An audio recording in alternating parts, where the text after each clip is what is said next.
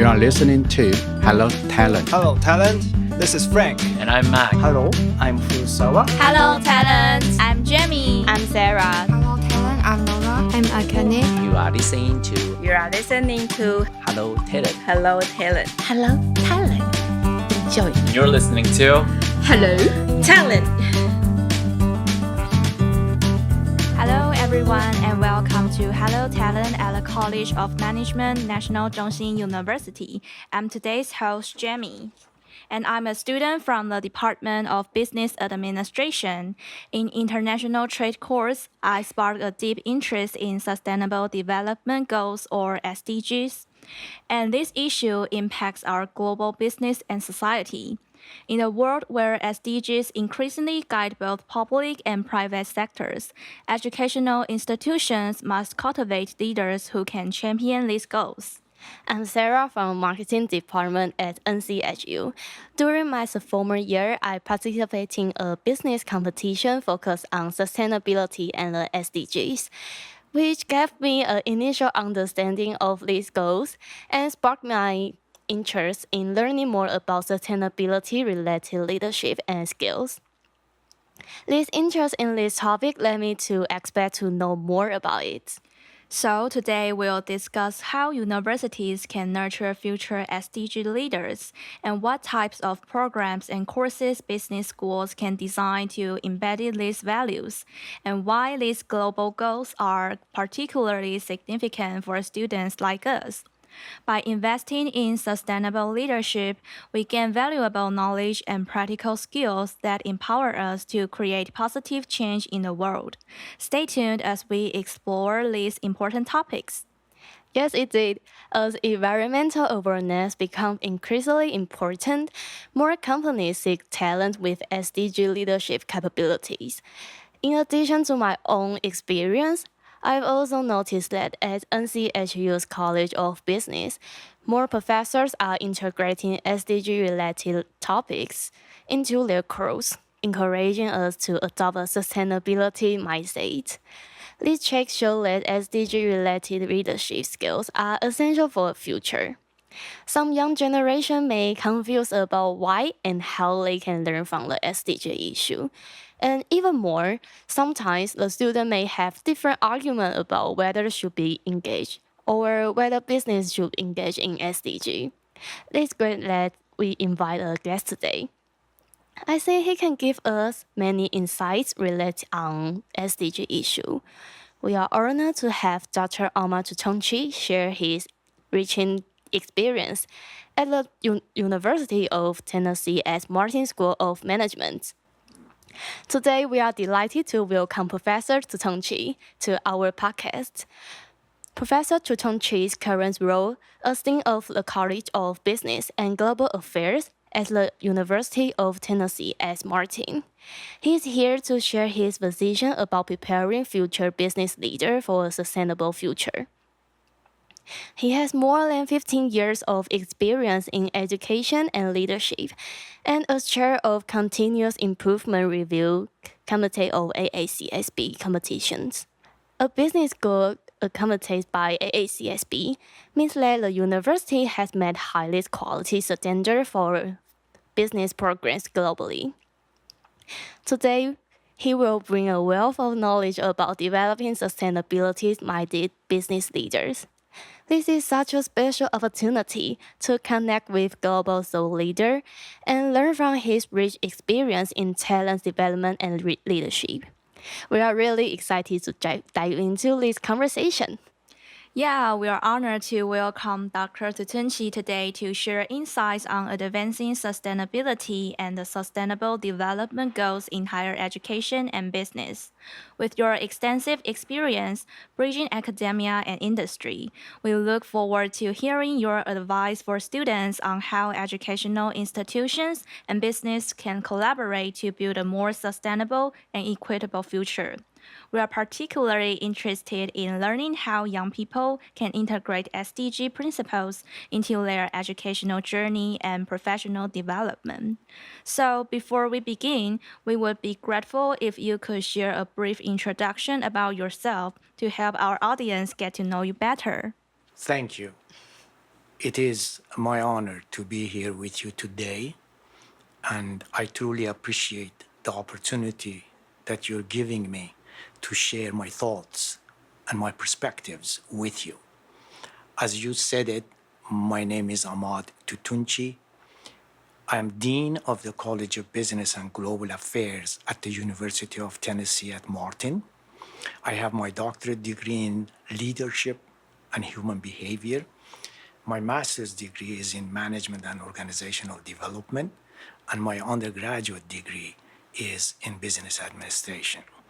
I am chief editor of a peer-reviewed journal titled International Journal of Business Disciplines, JIBD, and I co-authored a leadership book titled Guiding Principles for Leadership and Professional Success.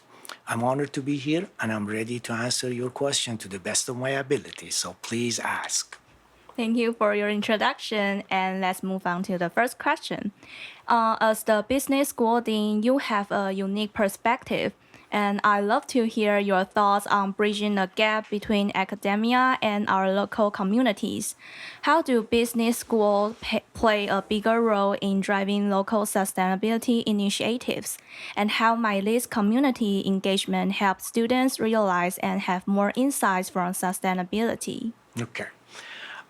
What I would like to share with you in response to your first question is that I believe the most important role that institutions of higher education have in relation to sustainability is through conferences, seminars, workshops, educational programs to educate the community leaders, the business leaders in the community about the importance of sustainability and remind them, not that they don't know it, but it is our responsibility to remind them of the importance of servant leadership.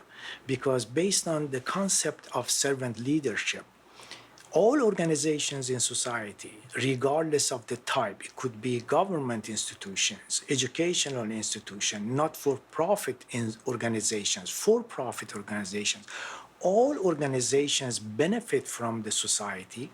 So it is the responsibility to return the favor, to invest in society for continuous improvement of the quality of life of people in the environment where they operate and they do business and generate revenue. So it based on, as I said, the concept of servant leadership. They need to be reminded of their responsibility to the society where they benefit from. Now, how can we accomplish this? I think it begins with faculty members to assign their students various projects related to sustainability, and then work with the students to connect with the regional environment, with business leaders, business community, and then ask them to support the students' project toward sustainability. So this way, the connection begins with faculty to students, student faculty to the business community interacting with faculty and students, and together they can do good things for the society. Okay, thank you for your sharing. Sure. And the next question is, how do you think different colleges, such as the College of Business, can join with other like engineering or agricultural college to promote sustainability goals? This is very important because it all depends on the culture of the university environment. There are some universities where colleges compete with one another. They try to be protective of their own turf, but there are cultural environment at universities when deans work together very nicely. They compete in a healthy manner, not in an aggressive manner. So in such an environmental culture, I believe all it takes is one dean. It could be dean of business, it could be dean of engineering, arts and sciences, arts and humanities. One dean to call a meeting with 3-4 other deans, sit together, look at the 17 UN SDGs, choose 3 to 4 or 5 not many, because there are 17 goals. And as my father always taught me, he said, son, don't try to carry 5 watermelons with 2 hands, because you're going to drop 2 or 3 of them by the time you get to your destination. We do not want to focus on 17 goals. Choose 4 or 5. The deans agree on 3 to 5 goals of UN sustainability goals.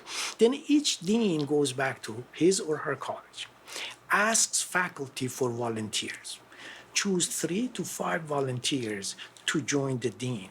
Then the deans call another meeting with themselves and the volunteer faculty members. They sit together. They said, okay, we have 3 SDGs. We have 15 volunteer faculty members. We're going to organize this group into 3 teams of 5, 5, 5. And the team has to be mixed. Not all business faculty together, all engineering together. No, we're going to mix them together. 1 from engineering, 2 from art, 3 from business. Put them together and then give each team one of those 3 goals. So we want you to work on that. 6 months from now, we meet together for you to make a progress report. And then after you get the progress report to see how successful they were in achieving those goals, what were the hurdles, what were the factors that stopped them from achieving those goals, and then make improvement as they go by. Make a timeline that no later than 1 year we're going to achieve our 3 goals, because the year after that we're going to choose 3 more. So that's the way deans can work together. Well, that's an interesting point. And do you have any examples from your institution or university that can share with us how you promoted a project or efforts in line with sustainability? Yes, ma'am. At our university, we do promote sustainability at 2 different levels. One, that's university-wide. We created a Center for Sustainability that is officially a center, sponsored and organized by the university, comprised of faculty members. We have faculty members. I have 1 faculty member who represents my college on the sustainability committee. Center for Sustainability. What does the center do? The center applies for federal grants in support of sustainability. They have annual sustainability award that grant to faculty members. They organize conferences and sessions to increase people's awareness, not only people on campus, but people off campus as well within the community. How important is it for us to care for sustainability? Why is it important? They increase awareness. They present annual sustainability award. They recently received a grant from federal government that allowed them to spend, I don't know how much, but it was expensive, 2 systems that is called the system of dehydration for food waste. They get food waste, they dehydrate it, and they use the remaining in agriculture. So there are ways that our Center for Sustainability works. We have established 2 programs in support of sustainability in our college. One is called Center for Societal Impact. And the Center for Societal Impact actually identified 3 goals from the 17 UN SDGs. They focus on achieving those goals. And then we also established a program called Global Experiential Learning Program. We have funds coming from our donors. We cover students' expenses to go overseas and to go to Europe, to South America, to China, to India, to learn about different culture, to see how people act and interact and what's going on in those cultures. Because there are a big number of American students who never traveled overseas. They don't know what's going on. I remember at Frostburg State University, we sent a big group of students to Peru.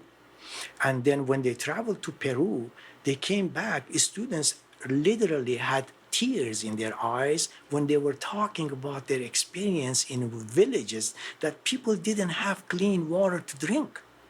And they say, we take shower every day, we drink clean water every day. We don't even think that how many children, how many people around the world don't have access to clean water. So those global experiential learning travels helps students to broaden their horizon, to think better more about different cultures, difficulties that people are experiencing. So those are the programs that we have at our university and in our college. Okay, thank you for your sharing. It's very important points about maybe go to work globally. And let's take a short break now, but we'll be right back with more insights from Dr. Tootoonchi. Hello, everyone. This is Penyu Lee, the professor at the Department of Business Administration at the College of Management at National Chung Hsing University. You are listening to Let Hello Talent. And we have the next question. We have a lot of students who want to become effective leaders, but they might not know where to begin. And if a student came to you for leadership advice, what would be the first few things you tell them? And any experience or activity you encourage them to dive into first?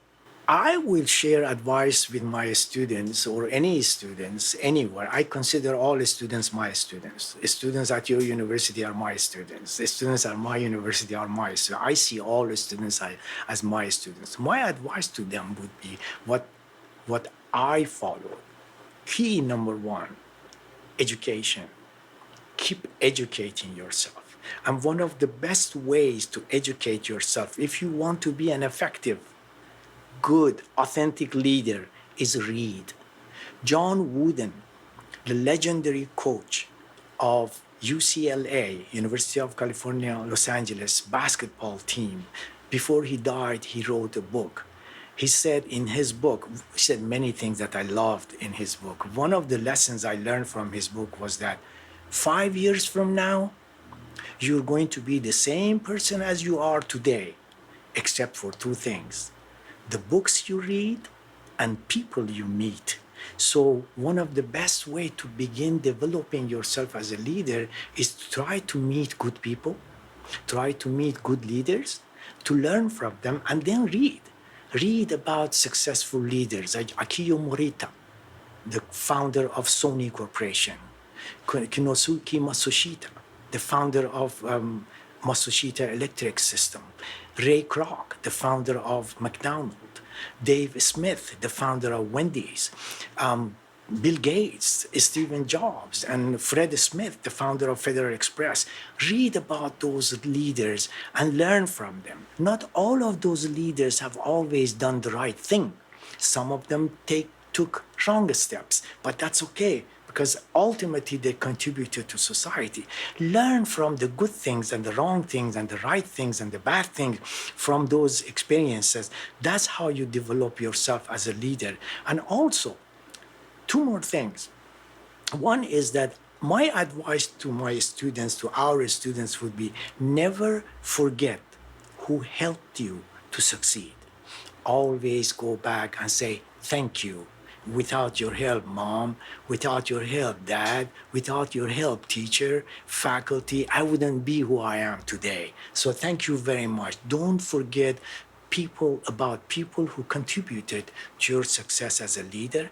And lastly, always remember 3 T's of leadership. T as in Tom, 3 T's. Take your personal responsibility seriously. Don't wait for people to tell you to do the right thing. You do the right thing as a student. It doesn't matter whether somebody is watching or somebody is not watching. Individuals who take their personal responsibility seriously don't lie to people, don't cheat, don't deceive, don't hide the trash under the rug. They always try to be open. So take your personal responsibility seriously. Treat everyone around you with respect. That is so important. When you treat people with respect, people reciprocate.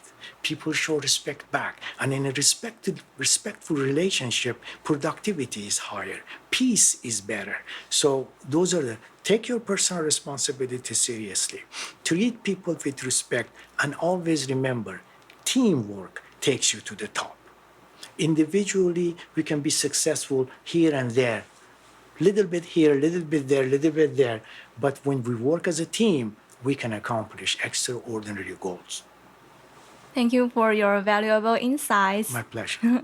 But for taking the courses, it is necessary to connect sustainability and business education. But I know some students might think, well, it isn't directly related to my major. As someone leading a business school, how do you bridge the gap? And how can a business school or educators show students that sustainability isn't just an add-on, but important for their future business careers? Yes, ma'am.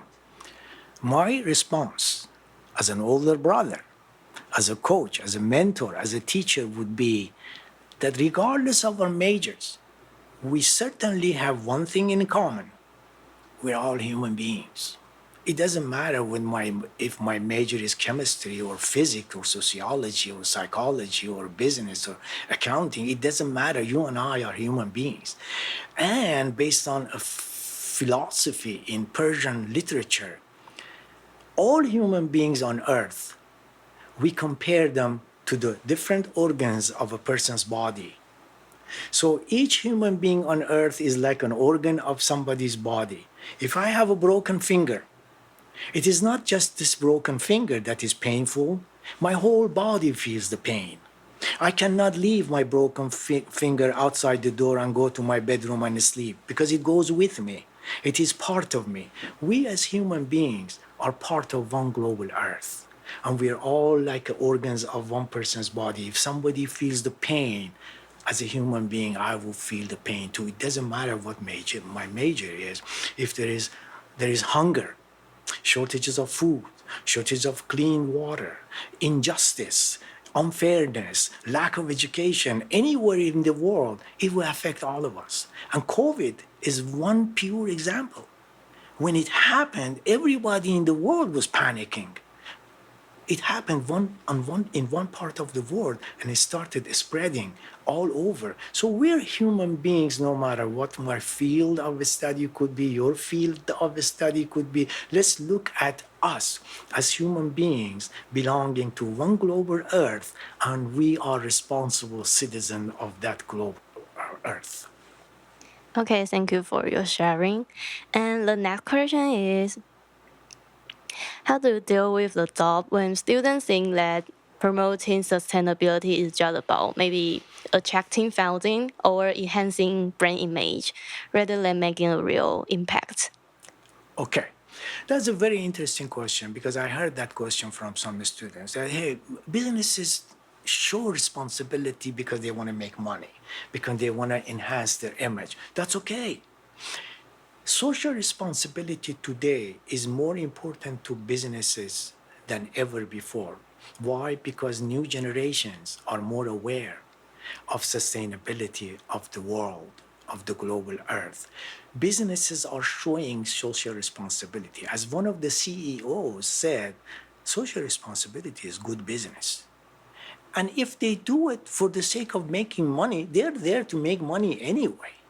So if they do it while showing social responsibility, we'll take it. We'll say, hey, that's okay.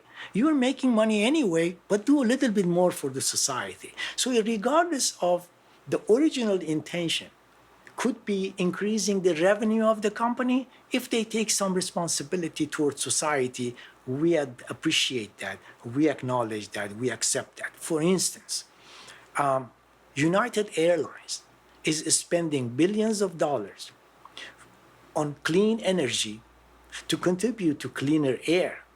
United Airlines might have done it just for enhancing its image.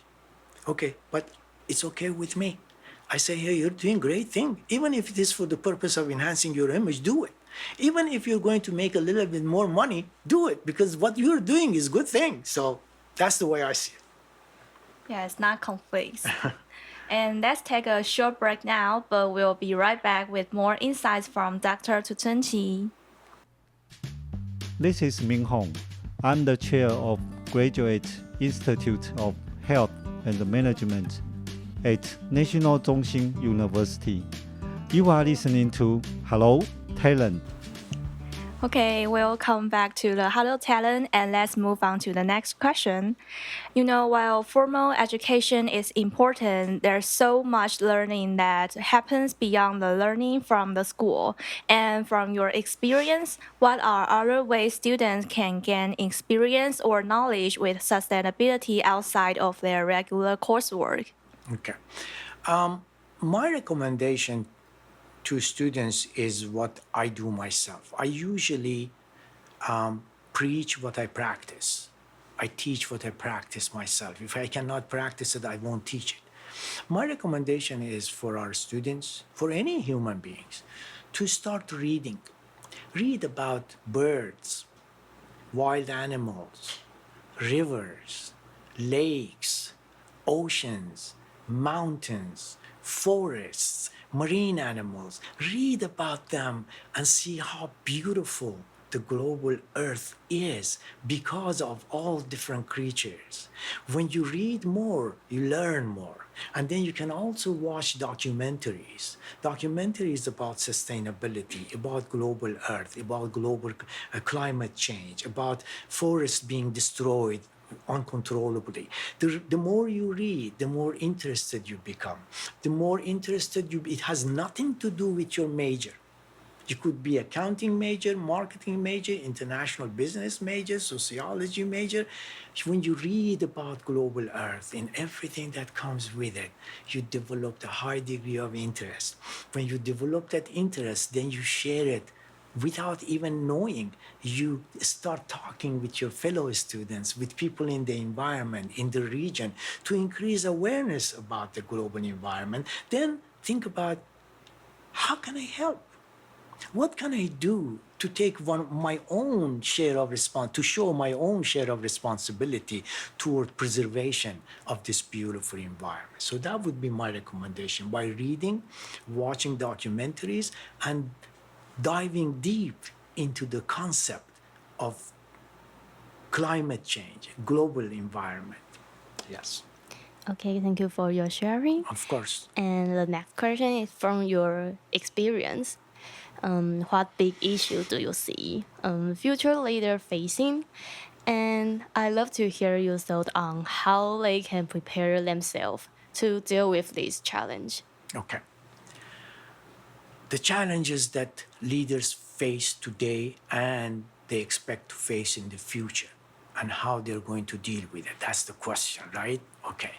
The challenges, from my perspective, that leaders face today has different dimensions. Food shortages in the future, scarce clean water, pollution, lack of clean air, clean energy, education, quality education not being available to everyone in this world, gender inequality, injustice in certain parts of the world. There are so many different issues that leaders face today.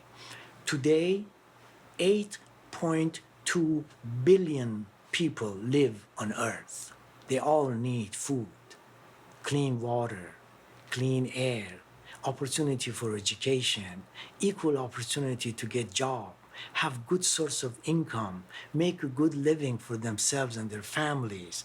Those are the issues that are here. 8.2 billion people. By the year 2030, that is going to increase to 10.3 billion people. How are we going to feed 10.3 people on Earth? Some countries have too much to eat. Some countries have nothing to eat, almost. I'm exaggerating, but little to eat. Some countries care for the environment, some countries don't. How do we bridge this? Those are the issues that leaders face, and the way they can be prepared for it and face it successfully is keep investing in sustainable development. Like Delta Airline spent billions of dollars to totally diversify its employees, hiring more women, more African Americans, more minorities. United Airlines is spending billions of dollars for clean energy, clean air. Bill Gates Foundation is fighting hunger in Africa. Ford Motor Company is spending $6.2 billion to establish new facility actually in Tennessee, in Western Tennessee. That facility, that operations is going to be open in the near future.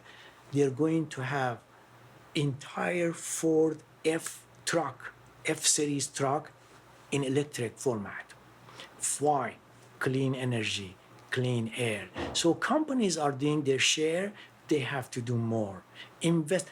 Nothing major in this world happens unless somebody who can afford it makes an investment.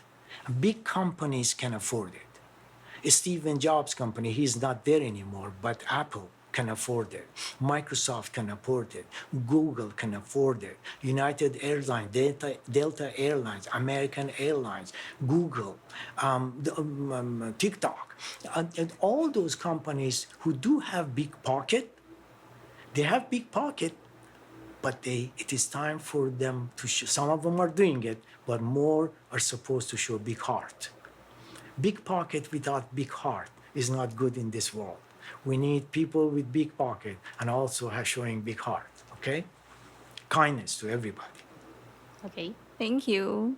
And we know you have published a book named Guiding Principles for Leadership and Professional Success.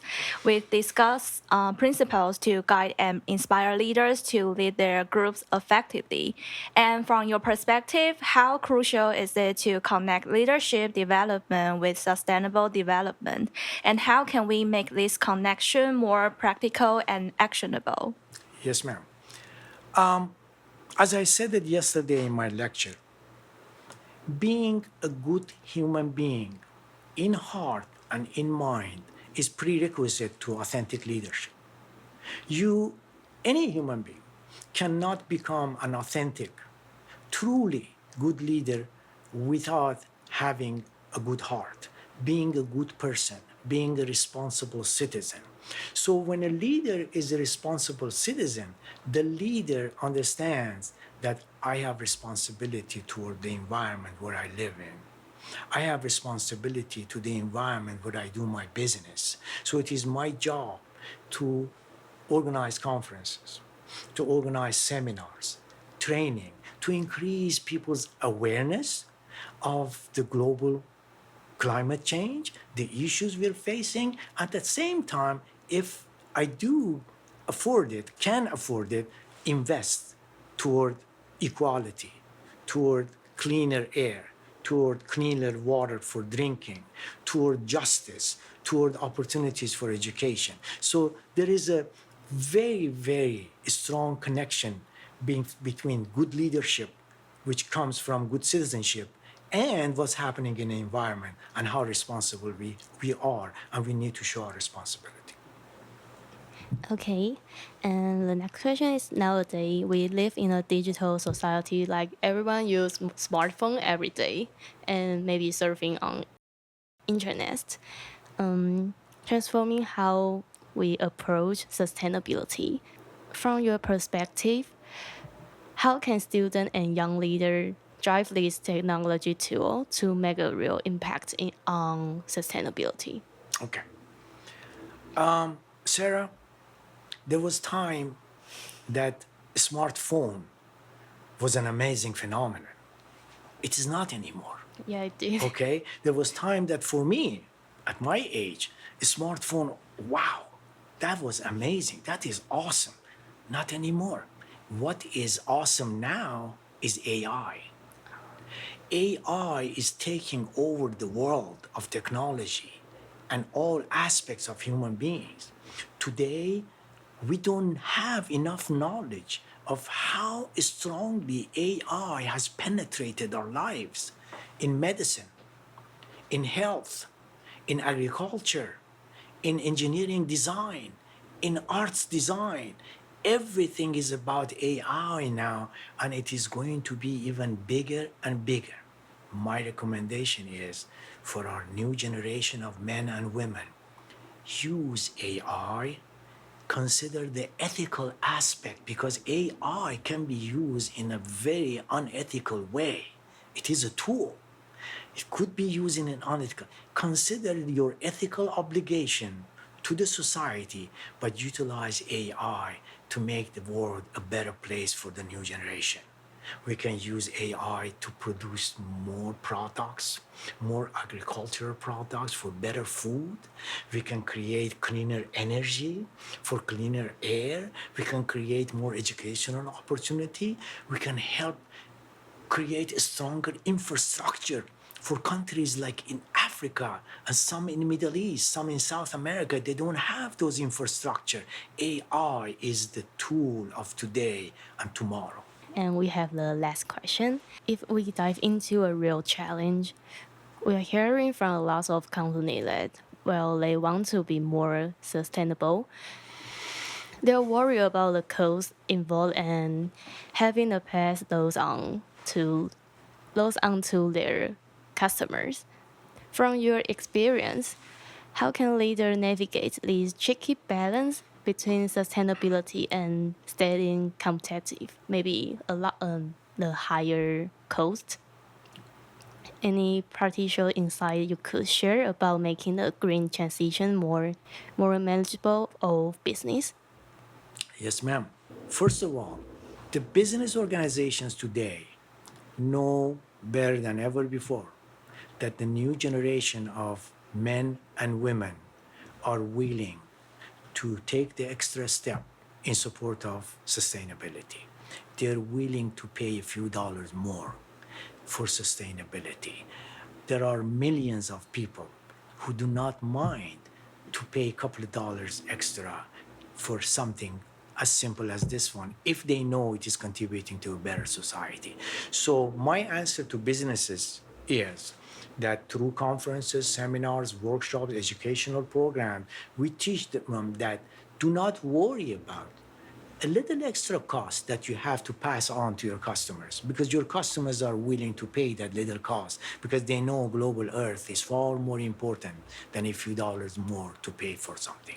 If you produce an automobile and you want to be environmentally protective, but it's going to cost you a little more, you have to pass it on to your customer, go ahead and do it. Don't worry about it. The new generation is willing to take the extra steps to pay a few dollars more, but to protect the society and the global Earth. So I'm not worried about that. Yeah, thank you for your valuable insights, and thank you for tuning in to today's episode of Hello Talents.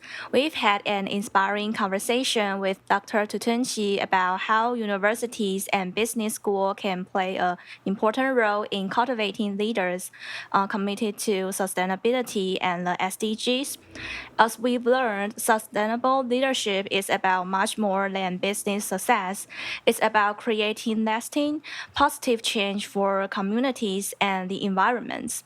So I hope this discussion has sparked some ideas and inspiration for you, whether you're a student, educator, or simply someone passionate about building a better world. So let's all keep pushing towards a future where responsible leadership and sustainable development are at the heart of what we do. Thanks again to Dr. Tootoonchi, and thank you, our listeners, for joining us. Thank you. Thank you. Yes.